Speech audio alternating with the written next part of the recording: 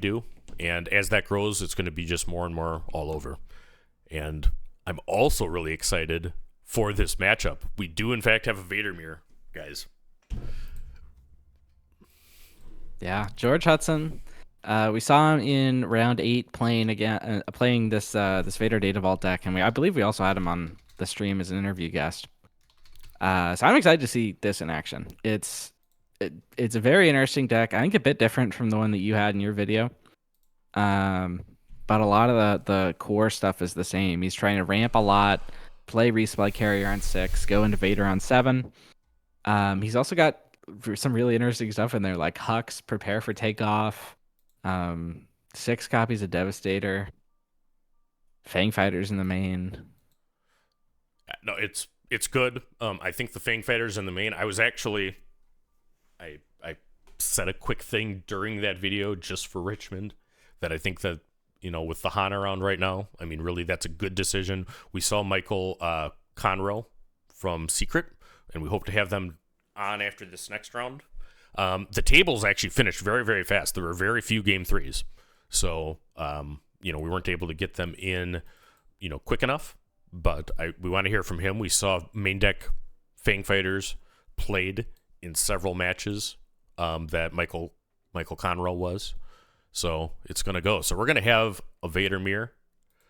And, George has been killing it with this deck.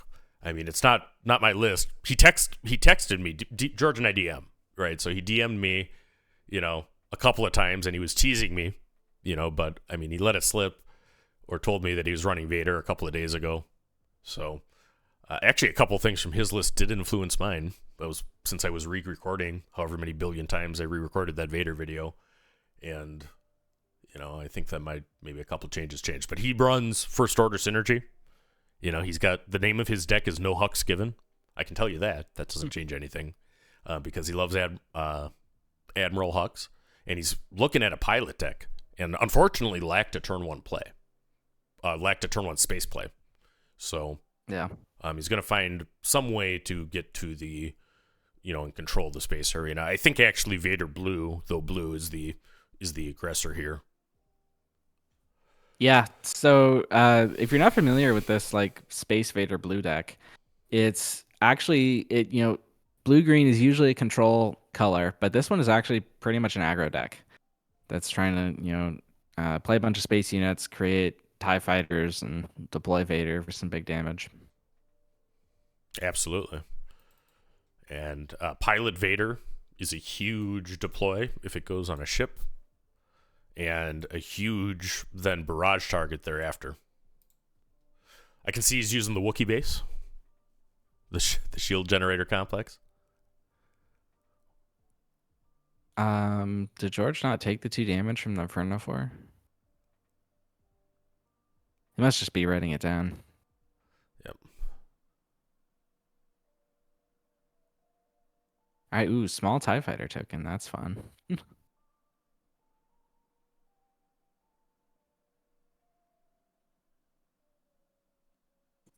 You've got a name to update on screen? I'm working on it. All right. So it looks like George got the initiative here. Sorry, George the Hulk got the initiative. These players are both named George. It is a George. So actually, no matter what, I was always going to be right if I said that. Not quite as good as a Jonathan Muir, which we had from Denver, but I mean, we'll get there. My little brother's name is George. Wow. All right. Yeah. So this Inferno 4 is going to get another attack off, which is going to put the Vader online. Blue Vader has a super laser which can kill this First Order Stormtrooper really nicely.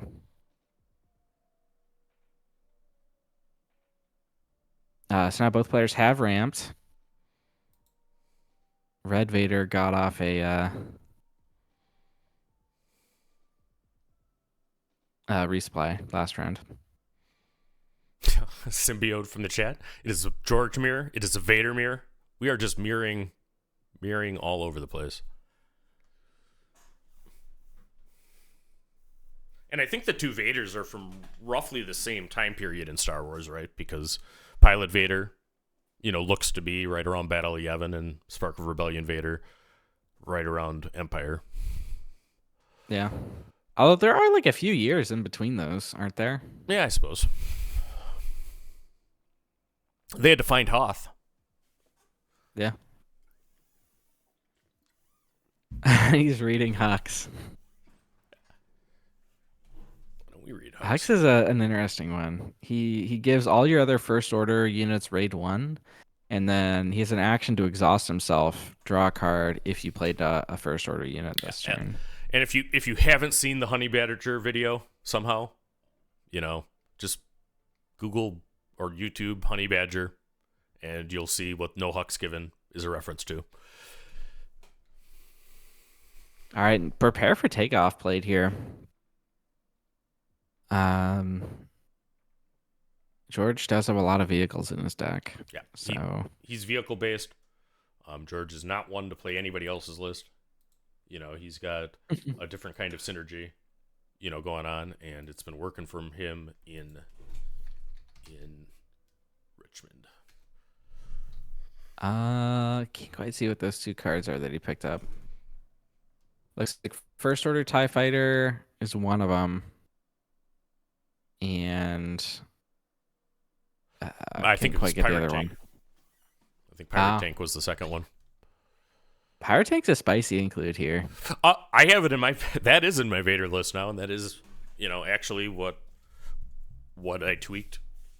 Actually with George's input, and we were talking about that. But I run pilot Vaders, and among other things, it lets me put Vader in a tank, which is something that I like to do whenever possible.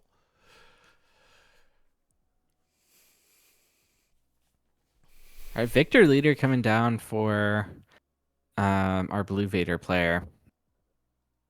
And that should be 2 more damage into George's base. Red Vader's base, I should say.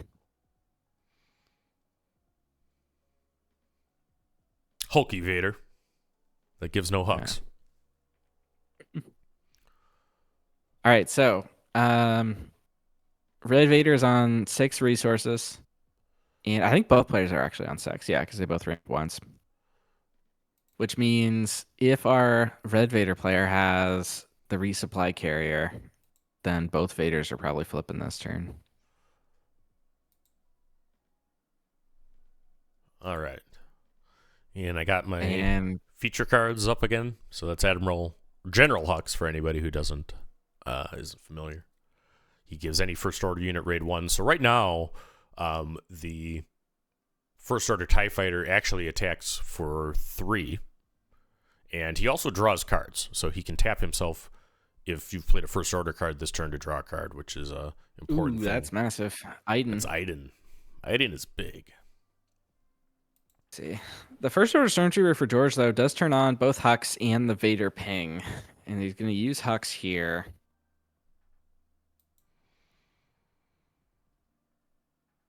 So Vader going to swing in for 5.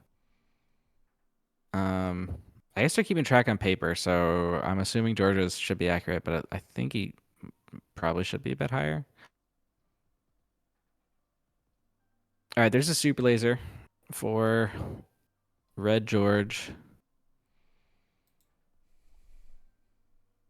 And he can take it out himself with the Vader ping.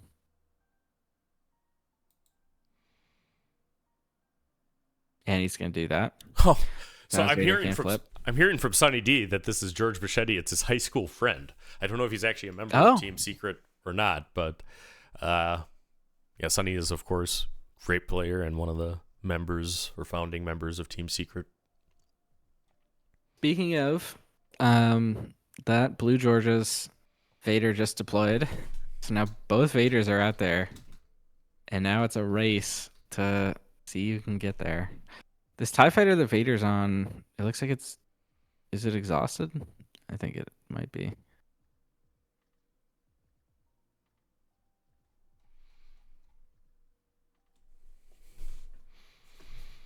How would it get exhausted, though?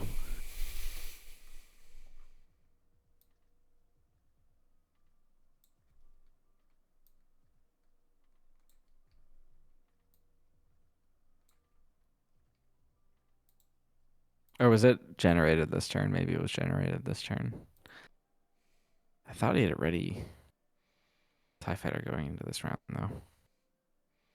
All right. Well, it looks like Blue George did get the initiative, which means he should be able to get a hit off with this Vader and the TIE Fighter, which is going to be hitting for 7 because of the Victor leader. Right.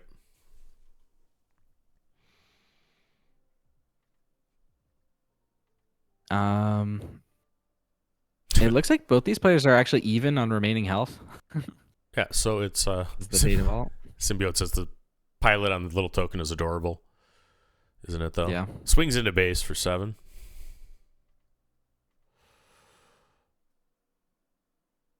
You know, it's like the really tall guy that's in the small car in Simpsons.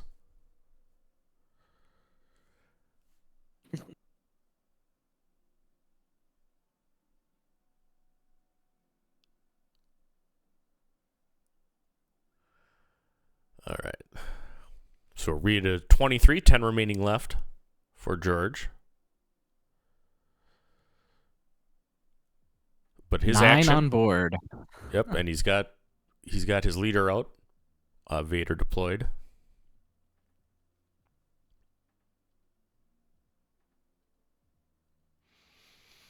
Yeah, if anybody knows exactly where those tokens are from, please let us know. I'm sure it's Etsy, but I mean, if you got more than that. Oh, so Devastator hits the ground. It's indirect, but he gets to target it. So he's going to kill 2 of the tokens for 4, right? Because Victor Leader's out. Yep. So that uses up all the indirect.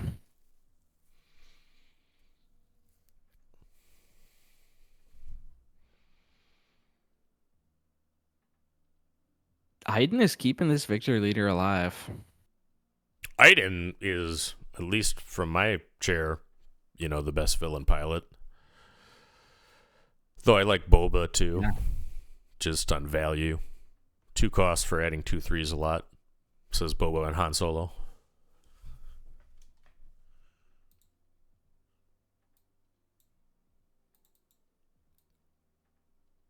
right, gonna hit for 5. That means George pretty much has to claim here, or Red George, that is. Yeah. Doesn't. Oh, he's not going to. Trades into. Can he? Wait. So. No, he can kill this Vader with Vader with his own. Yep, with the on attack.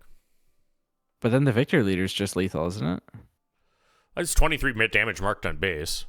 Victor Leader is. Well, he should have taken 5 from a Victor Leader hit. I'm assuming they wrote it down. Right. But he was at 23 before the hit.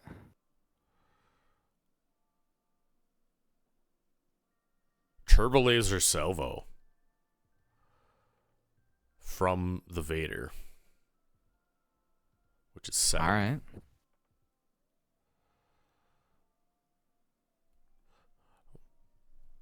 This is going to the game plan of Vader Blue, for sure. All right, there we go. They got the extra damage. So that's 28. Claims. He's got a claim. I mean, He's looking for... Oh, he's only on 8, so 10 cost Devastator wouldn't do it. What could he have? Yeah. Turbo Laser Salvo is a great card from the new set. If you have a space-heavy deck, it makes a lot of sense. I think he's just going base with the dev. Yeah. Because he knows he doesn't have it. All right, so game 2. Blue Vader. I guess I'm going to figure out how to write the game tally, here.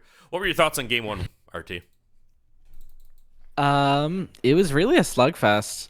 I mean, they played a little bit of the value game early, but at the end of it, it just came down to who could hit harder or faster. Absolutely. All right, so both players are going to sideboard now. I have some ideas of the list, but we don't say anything specifically about the list. Carlos just linked the tokens from Bothan Network. Oh, that's awesome. So throw those up in the restream chat. if I'm George, I mean, any additional space stuff I have, I want to bring in. If you had something like, Vader pilots or something like that in your board, you'd want to bring that in. If I'm blue Vader, potentially anything that deals with ground. I mean, if you have more copies of Salvo you aren't playing, I mean, the Spark of Rebellion Vader is a little bit better at ramping because of the leader side ability. Easier to kill a super laser tech. Yeah, I'm also looking at anything that can remove big things. Blue's got lots of stuff that does that. Fell the Dragon, Rivals Fall, No Glory potentially. Because I guess George probably doesn't know this, but the other George is running the 10 cost Devastator. Right. Yeah, and we know that because he mentioned it in the interview yesterday. Yeah, well, he also So I'm played not it revealing a bunch of times, but I think that I mean, I would, whenever I go into a matchup against Vader Green, I do expect there to be Devastators, or at least suspect there to be a Devastator, because it really is a good unit. I think what sets it apart from a lot of the other Star Destroyers is the combination of both Sentinel and Overwhelm. And the Sentinel makes it important in a lot of matches where otherwise it really would not be. Really not be. Who isn't a George fanboy? I mean, I'll try to get a report from the ground, see if he's actually wearing a Vader helmet today. I don't have no idea what a Vader helmet costs, but I mean, George has strong hack game. If you've seen him, when he gets to the later parts of strong events. Oh, I see our friend Sonny D in the chat. He's actually on site in Richmond. We're trying really hard to get Team Secret on there. It's just a matter of things lining up. We were going to move to them last round, but the pairings were such that they had not enough time then, so we'll try to do that. It does look like Wu is going to come call around with us, so we always love when we can have him on. One of the best players and creators around, in my estimation. So, and we got a murderer's row of commentary later. We'll have RT, who's probably called the most Star Wars commentary of any person on the planet. I mean, there's some people that are catching up to me, but yeah, there's some people doing some late days. That's true. And also Josh from Next Gen Gaming, and also Bobbysapphire from KTOD. So appreciate everybody in the community making this happen. I said yesterday, this is a lot more than late night stream or Take the Initiative stream. Though y'all are watching it here, we really do appreciate the community making it happen in the best way for the people watching, and that's what we really want.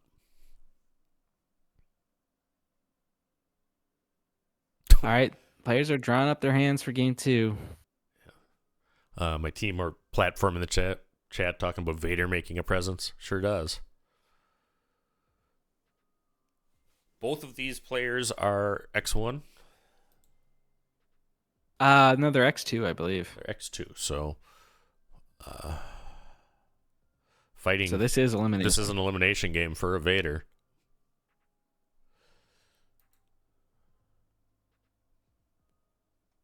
George the Hulk has already secured the Vader showcase as the only Sith Lord Vader in the top 64. Yep. But there are still several other pilot Vaders. Yeah, I think there were 3 others. Yeah, I think this is the only blue one. I mean, there were some yellow ones we saw on stream, so that's good. Top table-wise, table 1 is the last undefeated. It is Quinlan versus Sabine, which we had just seen.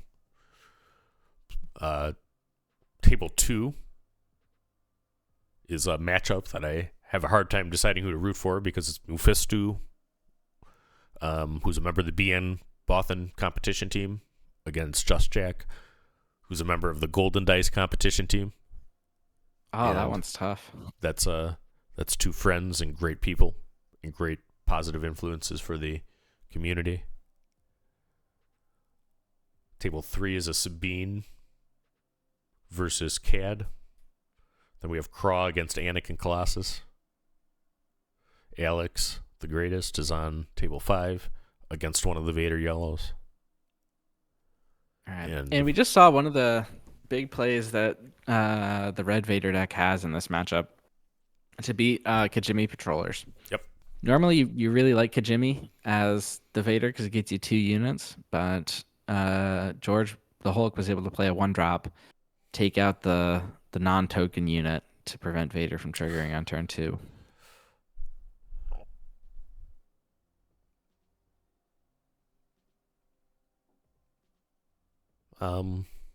Shouldn't the overlay show Vader green? The overlay does, as far as I can see.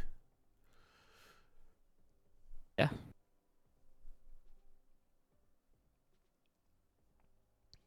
All right. Hux hits the floor. There's the fancy Hux artwork. Yep. And he's playing under curve, right? So, I mean, we talked about that a little bit with Vader. I mean, if you give yourself that extra thing, the pings add up. Absolutely, folks. Yeah. And Viktor Leader coming out, which is going to save that token from being Vadered. Yep. Yeah, he's got a bigger problem to deal with. Viktor Leader is very, very strong in a Vader deck. I mean, which makes sense because Viktor Leader is Vader's tie. Great card. Gives +1 to every other space unit. +1/+1. All right, I think he put a die on the Viktor Leader, but I think that's just to remind a reminder and not damage. Because the Vader ping went onto the token. Oh, that is.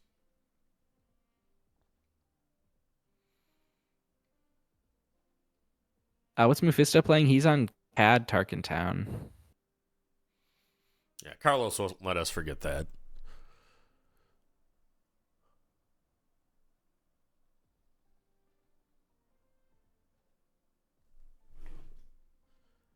Another notable thing, neither player got ramp that turn. Yes. And now, that doesn't mean that it doesn't exist, right? So, yeah. Oftentimes, Green Vader, it's not ideal to ramp on turn 2. And you have other stuff to deal with. I mean, I guess, upside of your 7 deploy, which is typically a downside, is that when you ramp in the first couple of turns is not crucial. So sometimes you develop your board first and then ramp. The dagger that's big. comes and does damage to the Viktor Leader. It is a damage. Viktor. Is that Wingman? Yeah, Viktor 2. Is it Viktor 2 or 3? I think that's Viktor 2. Is a pilot that comes. It made a token, so it's definitely Viktor 2.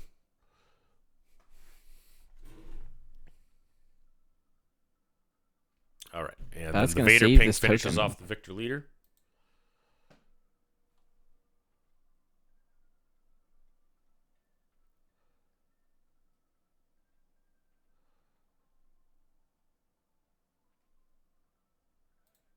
Oh, a second Viktor Leader.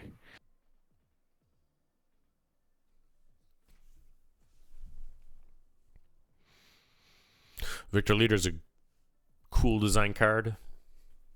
It actually can be pulled by the first Vader unit. Spark of Rebellion, Legendary Vader. Adds a lot of impact if you have a significant space deck.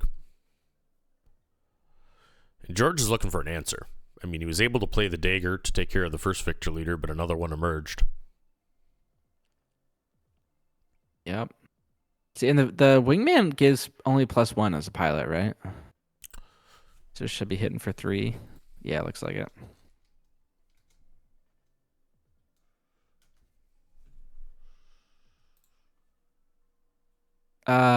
Does Vader get to generate a token? Oh no, I think he attacked with the Viktor Leader earlier on. The first one. He died. Yeah. Mm-hmm. All right. Hux does not get to draw a card because of the need to keep tempo. Yeah.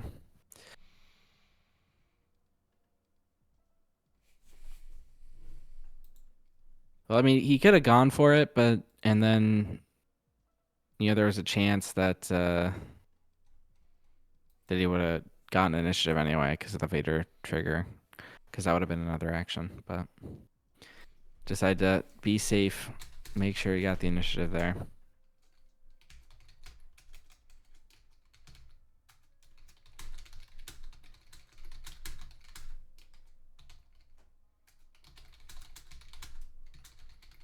Open fire, big play there, taking out 2 units for the price of 1.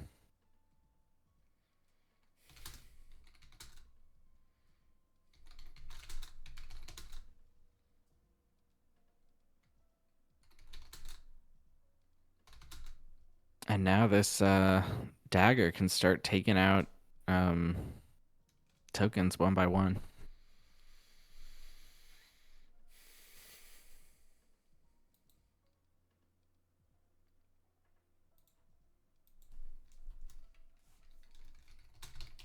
Yes, this is game 2, and Vader got game 1. Vader. Ooh, moved. Traitorous. Traitorous. Taking the dagger. That's interesting. So that thing I said about, picking off TIE fighters, not true.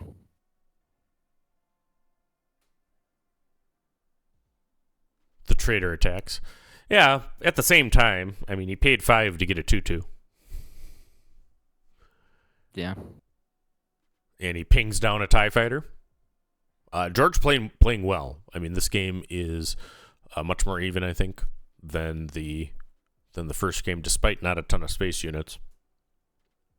Vader Blue goes to 14 damage on base. The other thing that this Traitors does do is it enables the Vader trigger this turn. Yep. So he gets to generate another token.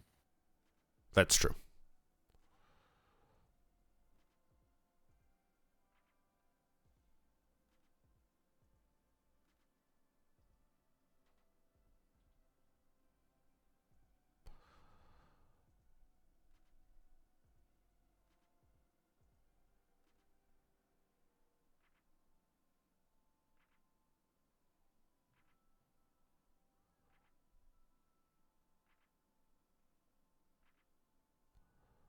All right. The dagger attacks base for 2, taking him to 12 damage on Green Vader's base. All right, we're at 6 resources now for both players, which means the Blue Vader can flip this turn. Red Vader can if he gets the resupply carrier or some other piece of ramp. Yeah, George is playing extremely well, and that actually qualifies to both of them. Yep. We'll just call the Hulk. How about that? First Order TIE Fighter attacks for 2. Should be 3 because of the Hux. Oh, Hux 3 because of Hux. It potentially could have Raid 2 if he also had a token, because Raid is additive.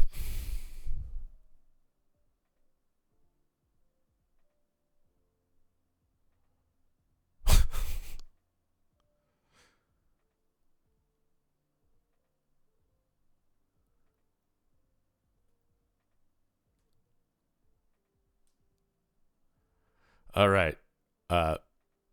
Pilot Vader creates a TIE fighter, as they are wont to do. Resupply carrier. Right, there's that carrier. Yep, the resupply carrier is the ramp from 6 to 7 that the Hulk was looking for. Vader, the pilot, attacks onto a TIE. The First Order Stormtrooper goes in for 3 and an indirect. Where will the indirect go? He does not have Viktor Leader out anymore. This the Hux raid has gotten a lot of value. Sure has for George. Sure has. And I mean, the way that the Hulk explained it yesterday was it is red 3 for 2 that also draws cards. And in a First Order synergy deck, that's essentially what it is.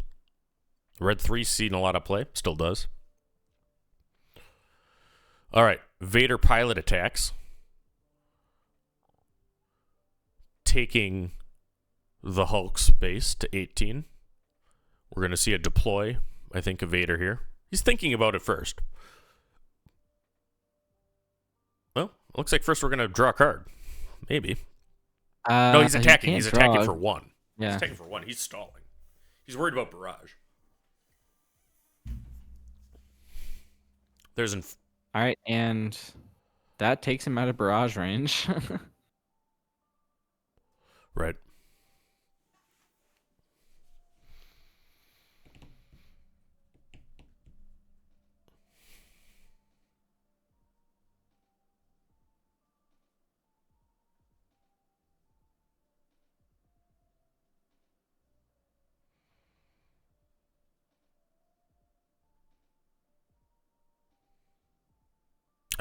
I believe that the indirect from the Stormtrooper went on the Vader pilot, maybe? Yeah, it did. That's what the 1 die is there for. All right, so Green Vader, or I guess Red Vader, depending on how you look at it. The Hulk's Vader leader attacks the base, taking him to 26. Pilot Vader's base is in check. Both of these players playing hard, to get into top 8 and avoid elimination is X2. Both have pretty good breakers, last I checked. All right, I think we're going to see game 3 here. We are going to see game 3 of the double mirror, the George Mirror Vader mirror, happening at the Richmond Sector Day 2. This is an elimination game, which is what we're going to be primarily showing this point forward. You don't need to see draws. Yeah. But yeah, that one really came down to the Hucks. And just to the ground arena in general. The Blue Vader was never really able to generate anything that challenged on the ground. Whereas in game 1, you had that super laser attack that was able to kill the First Order Stormtrooper.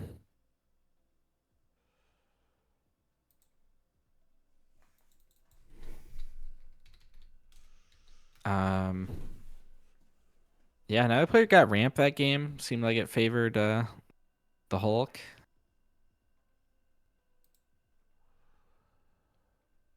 Well, I guess the Hulk did get the resupply carrier at the end, but neither of them ramped on turn 2. Yeah. I'm displaying General Hux for anybody not familiar with the card. It is a new set 4 card. And, it's built around. He's building around Hux with this build. That's for sure.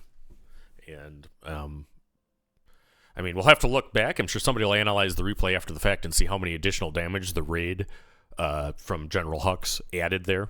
But I think it's safe to say that was the difference in the game. Getting him into check and lethal right away.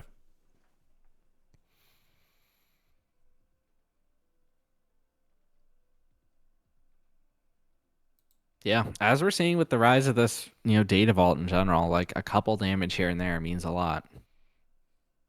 People are willing to decrease the consistency of their decks by a lot to get that 3 extra health. Yeah, and that said, a fair amount of the matches, on my Vader Vault deck, I'm over 30 at some point before winning.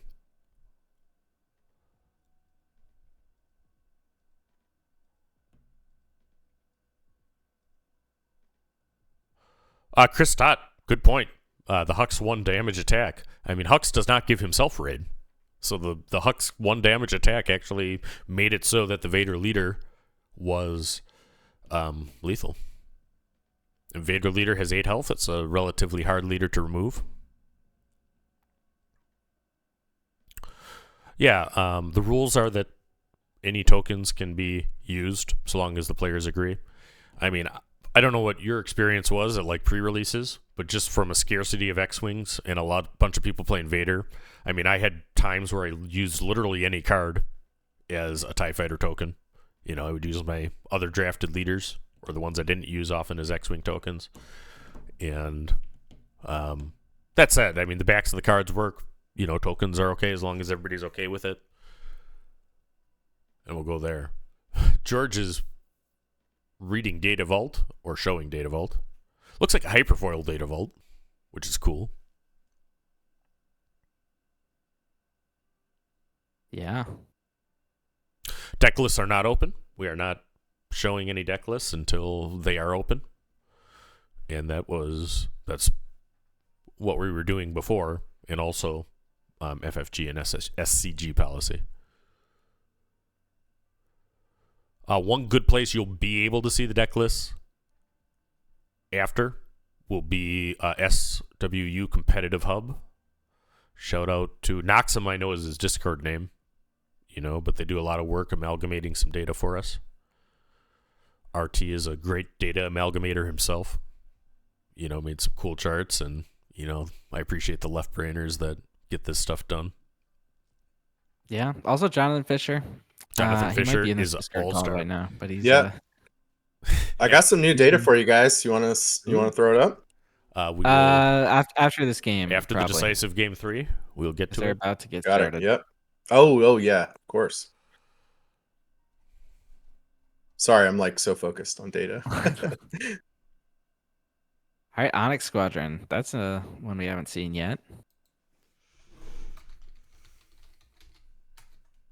I've been a big fan of this Onyx Squadron. It's almost replaced Inferno 4 in my lists. Sometimes that, the card advantage is valuable, but I think that the 2 health is always valuable. So both are still good options, but good to have another 2/3 in space.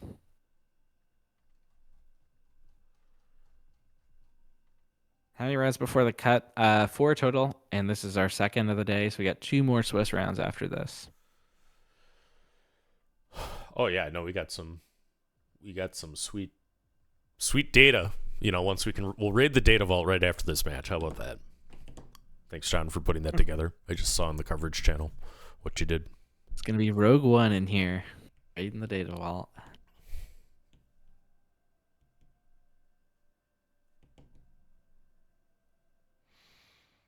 Onyx Brute is an open we haven't seen yet from Blue Vader, but a good card. George trades into it early, preventing max value on the when defeated. Did he miss? It looks like he missed the when defeated so far. Now both players, actually, I know for sure George tracks, life totals there. I mean, it is common for players that are very familiar with other games to sometimes just write it down on their pad and miss it to track on base. Is that entrenched? Entrenched. All right. Spicy. So we have a very powerful tie token, the old 4/4 token that can only attack. Kylo tie played by the Hulk.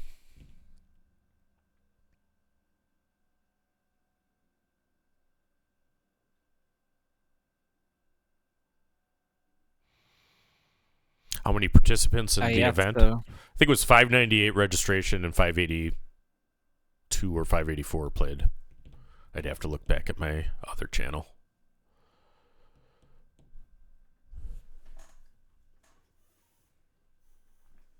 It is the largest Star Wars Limited tournament in the history of the galaxy, as far as we know.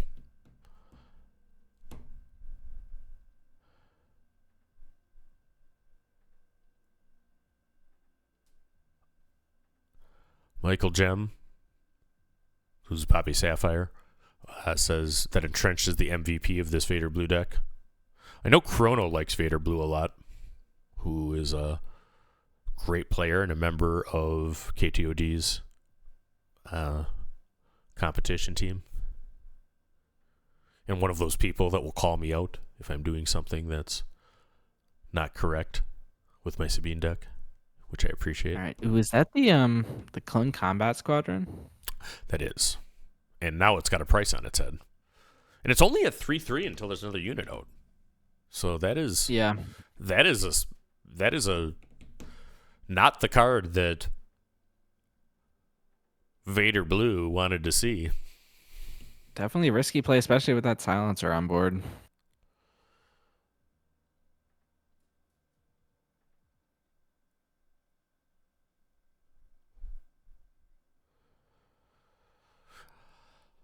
Yeah, KTOD had a cool meetup that I heard all about in Richmond. Before he's almost taking the Clone Combat Squadron off, Can he protect it? Power of the dark side. Oh, he He's can't be able to protect protect it right moment. now. But they had a cool meetup in Richmond, I know, and Alex and Tata still vying for the championship of the Richmond sector. Quite a few more are in that Discord that are vying for spots.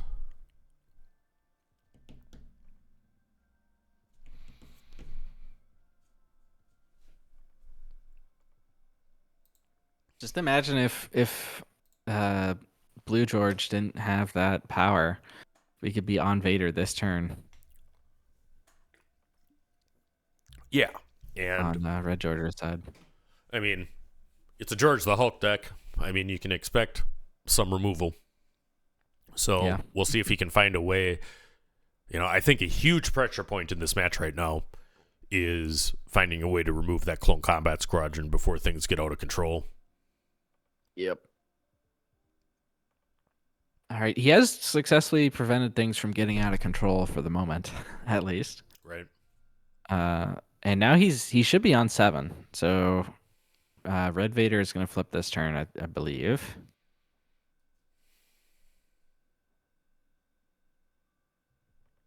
And I think Blue Vader is only on 5. Or I think 5, yeah, maybe 6.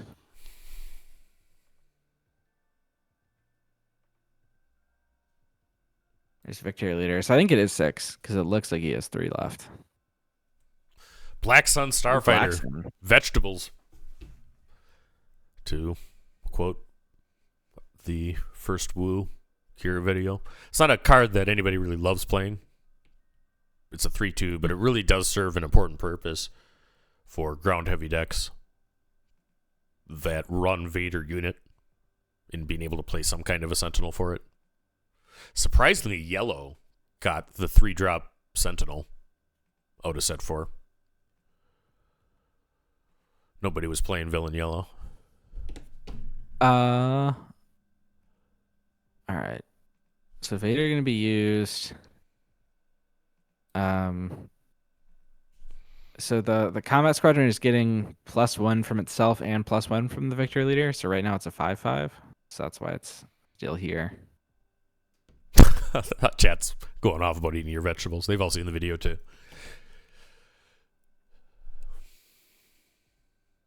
All right, and Vader, the Victor Leader, deploys into the Victor Leader. There are 4 rounds of Swiss before top 8. 12 total. Yeah, 650 players, it would have went to 13 total rounds of Swiss under the format that was just announced.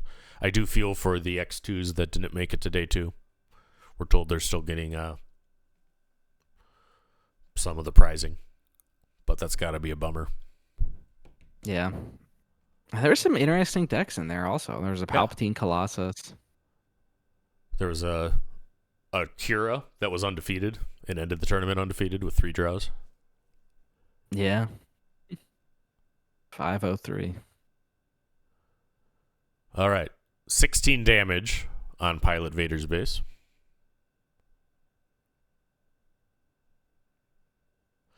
McBobber, of course, one of my teammates, great. He called the match yesterday. Said he expected Vader to deploy onto the combat squadron. That's we've seen a lot of deploys of Vader onto not the biggest threat unit by Pilot George, Pilot Vader, and that's been effective. I mean, it spreads the threats a little. The 2 TIE fighters that Vader deploys, makes when he deploys, you know, buffs that Clone Combat Squadron significantly.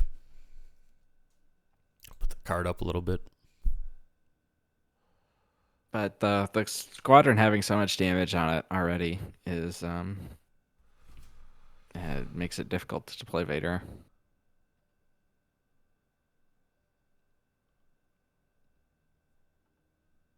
Not everybody with 18 points made it day 2. Because it was 64. Yeah, I think there were 72 players at 18 points or better. Okay. Ooh, there's that Fang Fang Fighter. That hurts.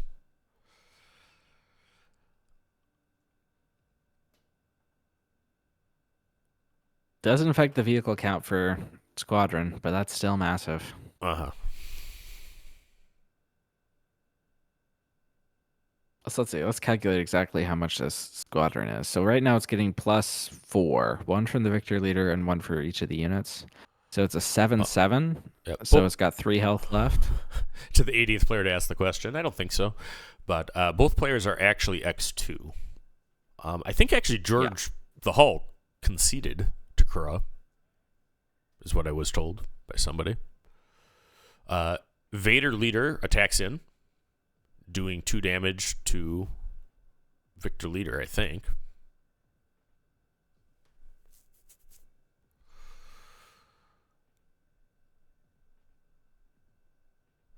All right, so George should have 7 more, or sorry, Red George should have 7 more on his base. And I think Blue George is accurate. Yeah, he'll mark it Right, right now. They're getting it. They're keeping track on paper, so. Yep.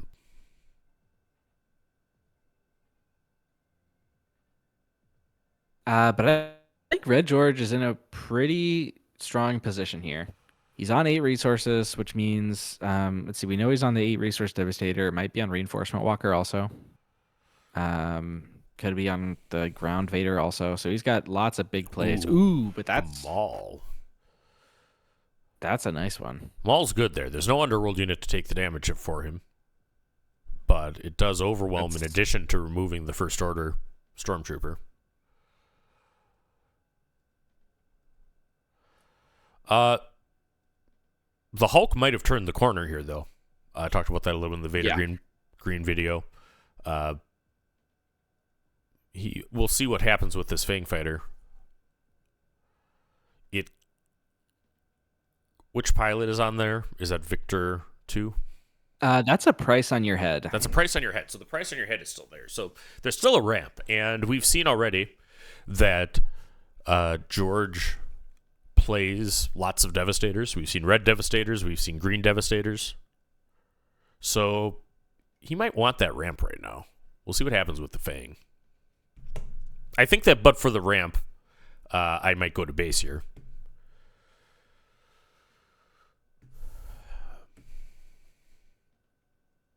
We have Vader answering Maul. Maybe. You always... I shouldn't say always. I can think of one time that I purposely did the ambush first for a particular reason. But usually the correct play is do the when play to Vader unit prior to deciding the ambush. And in particular, the Dagger squadron, if he hits that, is pretty relevant here. Because the Clone Combat is a 5/5 with 4 damage on it. And then he can get an extra 3 damage to base, essentially, I think. Ooh, yep, there's that dagger. So, there is a dagger, folks. Vader The unit. dagger doesn't die here. Yeah, there we go. The dagger doesn't die. Price in your head goes off. Price in your head goes to the discard pile. The top card of the deck goes to the smuggle row. Vader, the unit, sacrifices himself to kill Darth Maul. 2 apprentices back.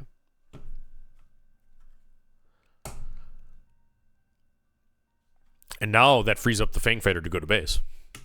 So I think that's why you saw the sequencing how it is. And that's a good play by the Hulk. You know, he took care of them all, and he saw whether his Vader pool of 10 cards is going to be included dagger, which is what he was looking for, I think, and he got it. Kind of does similar to if you played Death Trooper with Vader builds, where it does a little damage out of the Vader pull from the legendary 7-cost unit Vader.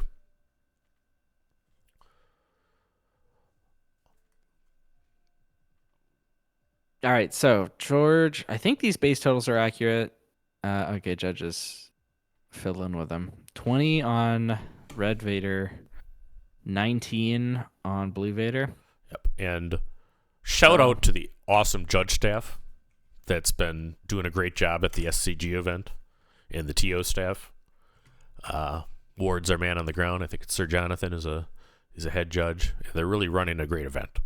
I mean, I think that the feedback I've heard, and if you have different feedback there, everybody's been really thinking that the event was run well, usually with then some sadness for the X2s that weren't able to play game 2 or day 2.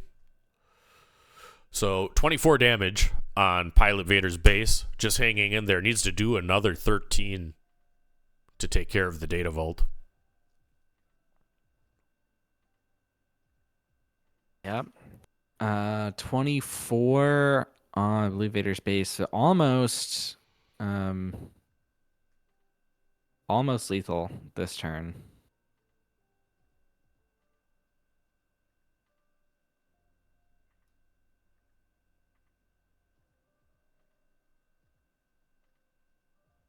And the one of the shortcomings of this blue Vader deck is that it lacks a little bit in like burst damage at the end. It's hard to push through a situation like this. Right. Because you don't have surprise strikes, you don't have like Cassians. Yeah, really the only any way to generate pump you have damage is probably Barrage, which is a removal that pumps a little. But also, subjects your unit to being taken care of or removed during the time between the Barrage getting played and the attack. Alright, well, speak of the devil.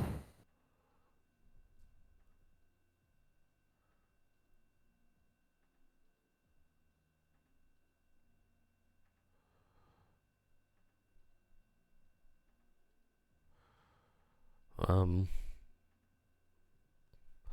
don't know why the chat is saying that Kaz can't deploy to a Falcon with R2 pilot on it.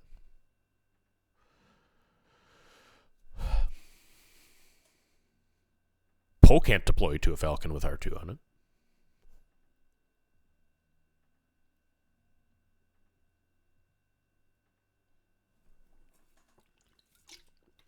If you have a rules question, it's always a good thing to ask a judge. If you think the judge that made the ruling is wrong, appeal it.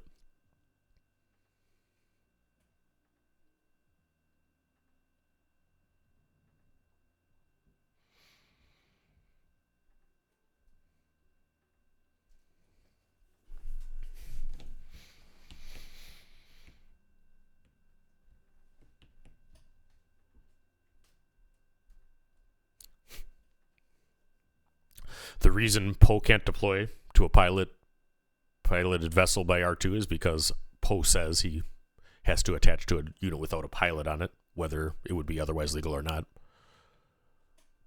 All right, Dagger's gonna attack, bringing Blue George to 26, forcing a claim.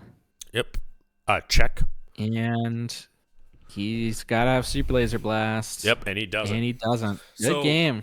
Vader Green takes care of new Vader Blue in the George Mirror Vader Mirror here at Richmond